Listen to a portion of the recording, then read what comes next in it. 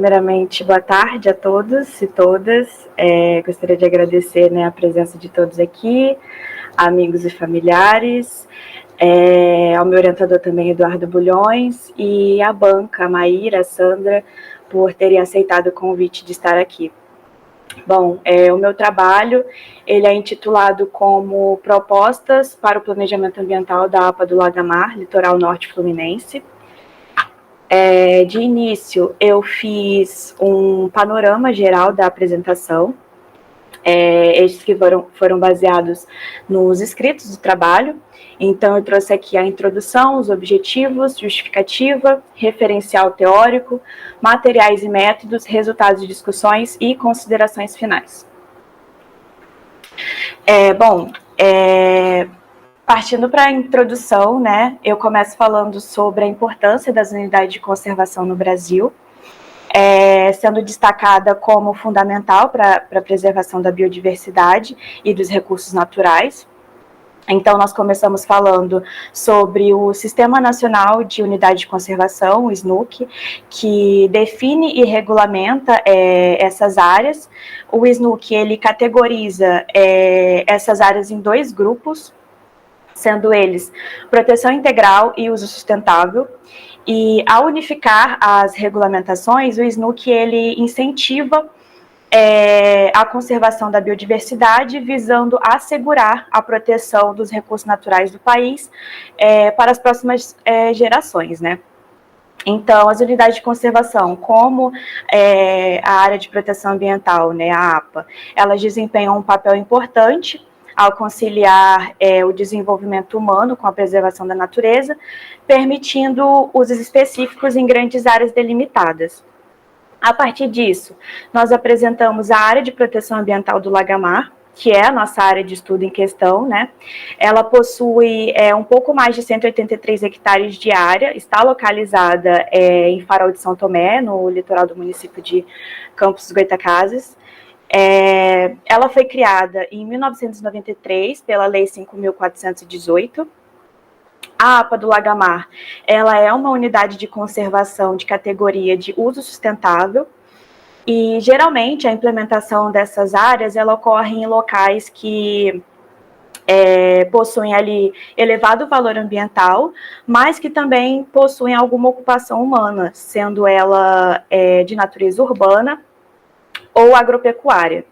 Então, ao criar uma unidade de conservação desse tipo, a responsabilidade ela vai além da preservação dos recursos naturais e da biodiversidade, porque ela inclui também o compromisso de promover o desenvolvimento social e econômico da população local.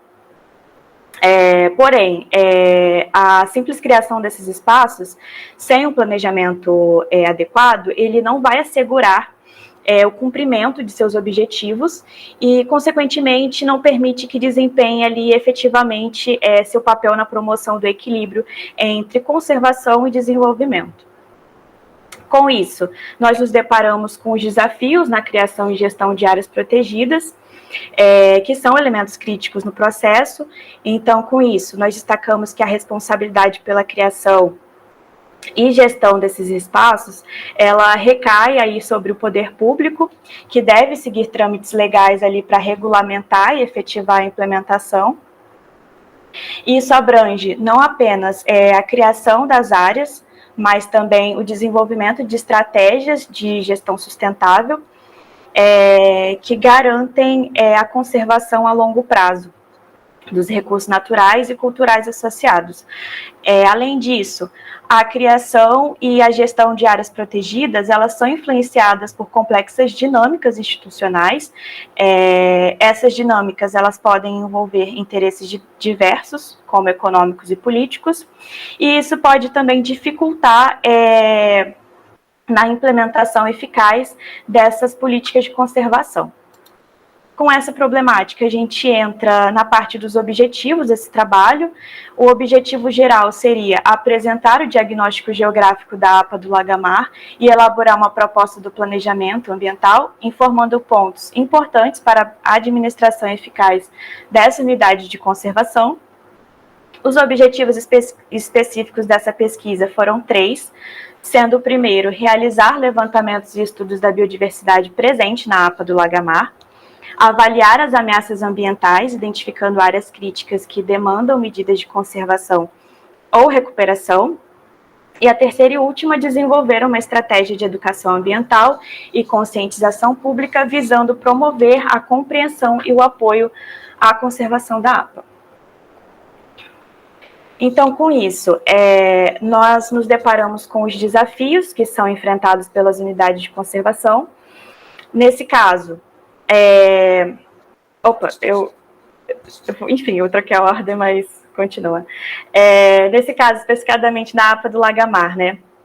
Quando falamos sobre esses desafios, nós podemos falar especialmente aqueles relacionados à pressão do desenvolvimento socioeconômico e a falta de conscientização pública sobre sua importância e a necessidade de estratégias de conservação adequadas. Então, para garantir a harmonização e a eficácia entre conservação e desenvolvimento na APA Lagamar, é importante que esses desafios eles sejam enfrentados e discutidos.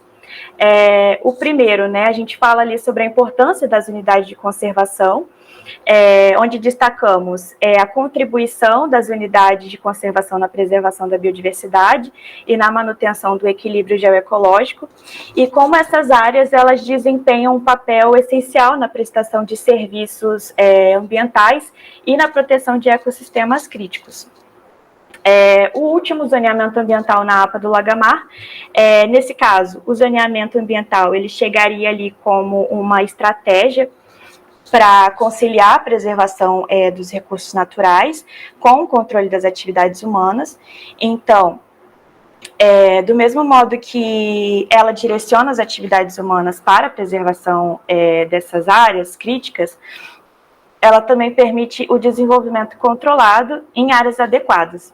Essa abordagem, ela visa garantir a sustentabilidade ambiental e também o bem-estar das comunidades em torno da laguna. Sobre o meu referencial teórico, ele foi dividido em 3 temáticas, onde eu falo sobre a importância das unidades de conservação para a preservação da biodiversidade, seguindo as perspectivas de TOSO e MARC 2014, ALHO 2012 e as diretrizes do Ministério do Meio Ambiente. Então, nós precisamos destacar, né, sobre o importante papel das unidades de conservação, como parques nacionais, reservas biológicas e APA, na conservação da biodiversidade em nível global, porque além de serem fontes importantes de matérias-primas para a biotecnologia e também impulsionarem o turismo, essas áreas elas são essenciais para a sustentabilidade ambiental. A biodiversidade, que abrange ali a variedade de vidas em diferentes ecossistemas, é muito importante para o equilíbrio ecológico, possuindo tanto valor intrínseco quanto econômico. A crescente pressão sobre esses recursos naturais, ele destaca a urgência de uma abordagem mais equilibrada para garantir a sua sobrevivência a longo prazo, também ali considerando os impactos positivos nas esferas econômica, social e ambiental em nível global. O segundo eixo, né, eu trago o planejamento e o zoneamento ambiental, seguindo as perspectivas de Santos, 2004, Almeida, 93, Sanches e Silva, 95 e Santos e Ranieri, 2013. Então, aqui, o planejamento ambiental e o zoneamento ambiental, eles estão intrinsecamente ligados, formando uma estratégia essencial para a gestão territorial. O zoneamento, ele envolve a avaliação e a categorização de territórios, né, com base em características ambientais, identificando áreas sujeitas a regras específicas para as atividades de conservação. Então, esse processo, ele vai além dessa simples identificação, porque ele também incorpora análises dinâmicas e regionalizações, integrando também aspectos ambientais, sociais e econômicos. No entanto, no Brasil, estes desafios eles persistem devido à falta de metodologia clara para a delimitação de zonas, tornando a participação ativa da sociedade civil e a educação ambiental uma abordagem integrada ali, também como elemento essencial. Tanto o planejamento quanto o zoneamento, eles são flexíveis, se adaptam às necessidades específicas de diferentes áreas, garantindo também a adequação das políticas de gestão territorial e ambiental para enfrentar os desafios da atualidade. O terceiro e último eixo, eu trago as unidades de conservação como espaços de educação ambiental, onde, para entender um pouco mais sobre educação formal e não formal, nós seguimos a perspectiva de Marandino, 2017, e sobre educação ambiental, seguimos as diretrizes da Política Nacional de Educação Ambiental. Então, aqui, nós começamos falando que as unidades de conservação vão além de impulsionar pesquisas científicas, elas também desempenham um papel crucial como recursos pedagógicos para aprofundar o nosso entendimento sobre as questões ambientais. Ao abordarmos o conceito de meio ambiente, nós percebemos que a educação ambiental ela não se limita apenas à compreensão do ambiente, mas é um processo que visa desenvolver habilidades e modificar atitudes, reconhecendo também os valores fundamentais das inter-relações entre seres humanos, culturas e meio biofísicos. A Política Nacional de Educação Ambiental ela é estabelecida pela Lei 9.795, de 27 de abril de 99. Ela destaca a essencialidade e permanência da educação ambiental em todos os níveis educativos. Isso implica sua presença não apenas em salas de aula, mas também em contextos informais, como unidades de conservação, parques e comunidades. E a Política Nacional de Educação Ambiental, ela também estabelece princípios fundamentais, promovendo uma abordagem mais democrática e participativa. Além disso, destaca a importância de considerar a interdependência ali entre o meio natural, socioeconômico e cultural, sob o enfoque da sustentabilidade. Partindo para os meus materiais e métodos, a pesquisa em si, ela teve caráter descritivo e exploratório. Então, primeiramente, houve a delimitação sobre a área de estudo. E, em outro momento, nós realizamos uma revisão mais aprofundada, né, dos relatórios relacionados às fases de diagnóstico, planejamento e consolidação da APA do Lagamar. Essa revisão, né, ela foi feita principalmente baseada na obra de Firmino, 2021. Ela forneceu uma fundamentação mais sólida para a abordagem conceitual da pesquisa e também foi essencial, né, para o aprofundamento no entendimento da complexidade ambiental da região, contribuindo também significativamente para a fundamentação teórica deste trabalho. Então, a gente entra na parte dos resultados e discussões, onde foram feitas 3 divisões principais, para entender um pouco mais sobre a APA do Lagamar. Então, esses 3 tópicos, nós nos aprofundaremos de uma maneira mais ampla, e são eles: caracterização e análise das unidades de conservação, caracterização socioambiental da região e uso do solo, informação ambiental e medidas de conservação. Então, quando nos aprofundamos sobre a população residente, foi possível perceber que a comunidade da região ela é bastante diversificada, composta ali por comunidades rurais, pescadores locais, agricultores e também visitantes em épocas específicas. Essa diversidade de grupos, ela influencia na dinâmica socioeconômica e cultural da região. E pensando nisso também, nessa população, a ocupação dela dentro do município de Campos, ela está ligada à maneira também como o solo é utilizado. Este processo ele começou com a criação extensiva de gado, mais tarde evoluindo ali para o cultivo de cana-de-açúcar, até esse mercado ele começar a declinar e a região também passar por diferentes ciclos produtivos.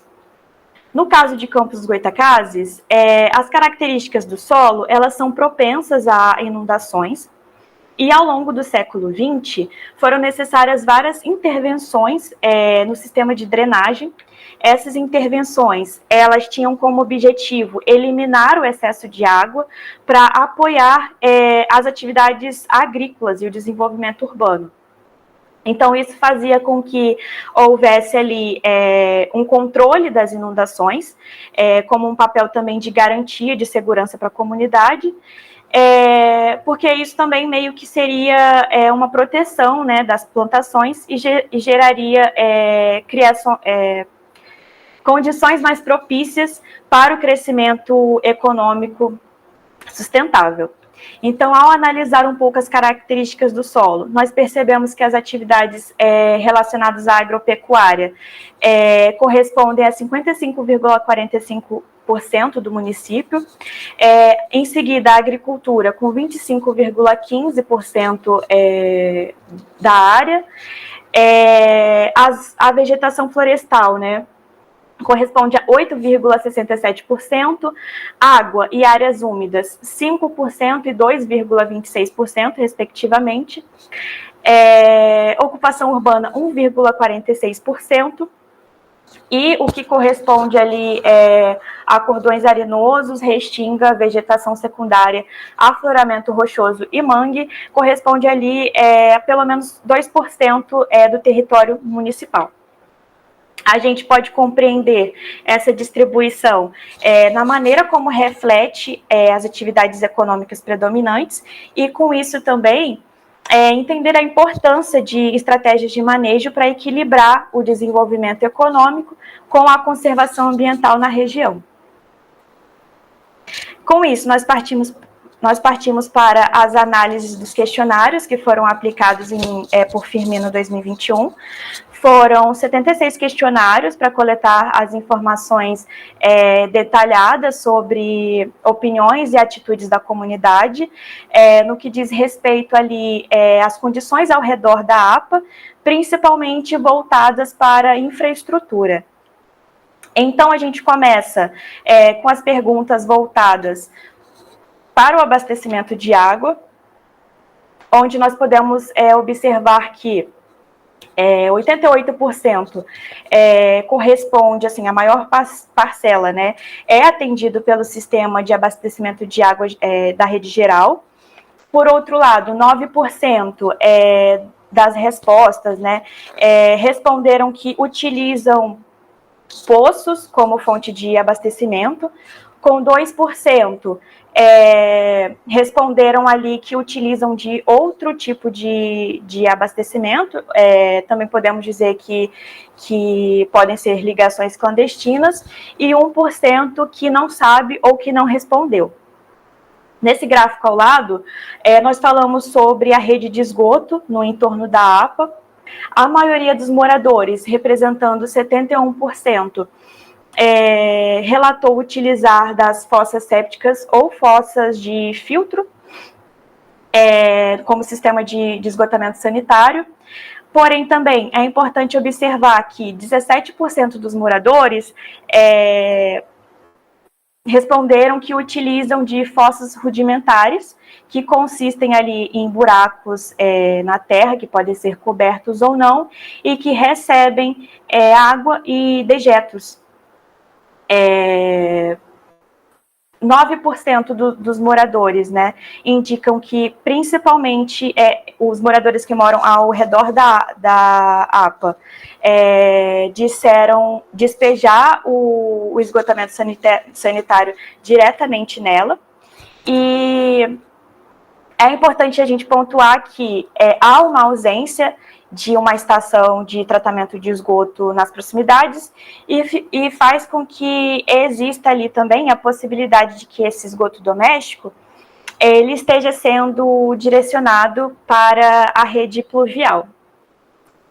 Aqui a gente traz uma imagem de uma casa, né, ao redor da APA, e tem a marcação aqui onde esse esgoto ele poderia estar passando até chegar na laguna que está ao fundo da foto. Então, com isso, a gente entra agora na parte de destinação de lixo, que são produzidos nas residências.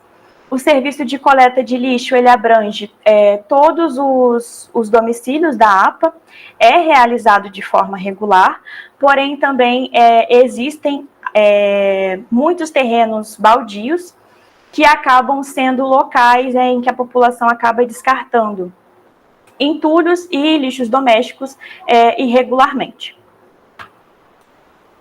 E aqui, né, quando é questionado aos moradores sobre as unidades de conservação, das quais eles conhecem, né, nomes, etc., cerca de 51% dos entrevistados afirmam ter conhecimento sobre unidade de conservação. E, do outro lado, né, sendo a APA do Lagamar citada em 82% das respostas. Mas também foi observado que 49% das respostas indicaram que não possuem conhecimento sobre nenhuma unidade de conservação.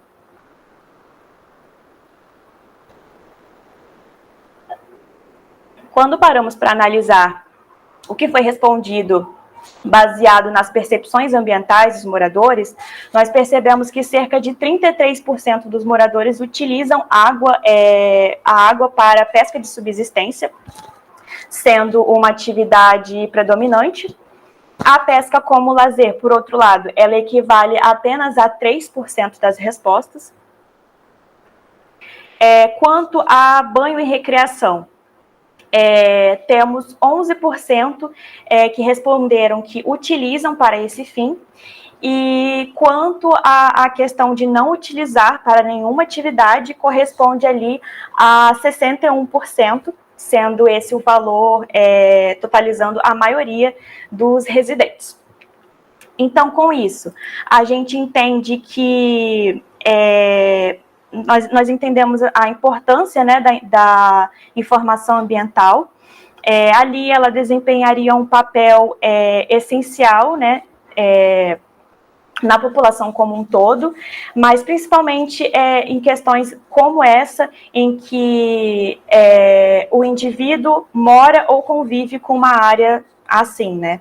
Então, a informação ambiental, ela chegaria como uma forma de capacitar os cidadãos a participar ativamente das ações voltadas para o desenvolvimento sustentável e colaborar também com a região onde vive. A gente percebe que a criação de áreas de conservação, ela pode gerar conflitos devido a diferentes percepções de valor entre culturas e grupos socioeconômicos, mas essas divergências, elas representam também desafios para a proteção efetiva desses ambientes.